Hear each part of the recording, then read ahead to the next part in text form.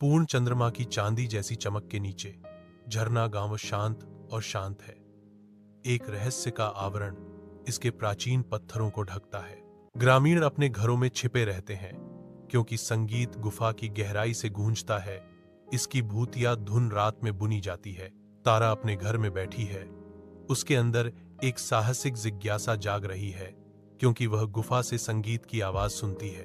तारा की मां चेतावनी देती है, मत जाओ तारा, यह खतरनाक हो सकता है। तारा दृढ़ संकल्प के साथ जवाब देती है, मुझे जाना होगा मां, मुझे यह जानने की जरूरत है कि क्या हो रहा है। तारा गुफा में कदम रखती है जहां अंधेरा और रहस्य आपस में जुड़े हुए हैं। एक कैदी आत्मा एक बांसुरी की मार्मिक धुन से गुफा को भर देती है, जिसका उदास चेहरा स्वतंत्रता के लिए तरसता है। नम धुंधली रोशनी वाली गुफा में तारा झिलमिलाती अलौकिक आत्मा के सामने खड़ी है। आत्मा की आवाज गूंजती है, मैं तभी मुक्त हो पाऊंगा जब कोई मेरी संगीत को बिना डर के सुनेगा। जैसे ही झरना गांव में सुबह होती है, ग्रामीण इकट्ठा होते हैं। उनके चेहरे प्रत्याशा से अंकित होते हैं। तारा घोषणा करती है, आत्मा मुक्त हो गई है। ग्रामीणों ने खुशी से जय जयकार किया। उनके चेहरे राहत और आभार से चमक रहे थे। तारा की बहादुरी का जश्न मना रहे थे। तारा एक नायिका बन जाती है। उसका नाम पूरे गांव में श्रद्धा से फुसफुसाया जाता है।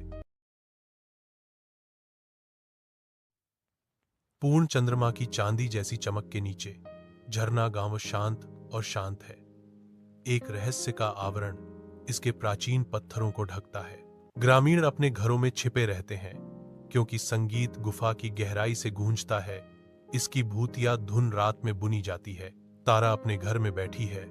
उसके अंदर एक साहसिक जिज्ञासा जाग रही है क्योंकि वह गुफा से संगीत की आवाज सुनती है। तारा की मां चेतावनी देती है, मत जाओ तारा, यह खतरनाक हो सकता है। तारा दृढ़ संकल्प के साथ जवाब देती है, मुझे जाना होगा मां, मुझे यह जानने की जरूरत है कि क्या हो रहा है।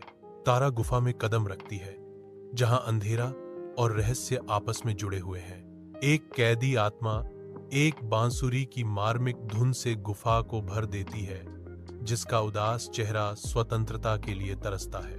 नम धुंधली रोशनी वाली गुफा में तारा झिलमिलाती अलौकिक आत्मा के सामने खड़ी है। आत्मा की आवाज गूंजती है, मैं तभी मुक्त हो पाऊंगा जब कोई मेरी संगीत को बिना डर के सुनेगा। जैसे ही झरना गांव में सुबह होती है, ग्रामीण इकट्ठा होते हैं। उनके चेहरे प्रत्याशा से अंकित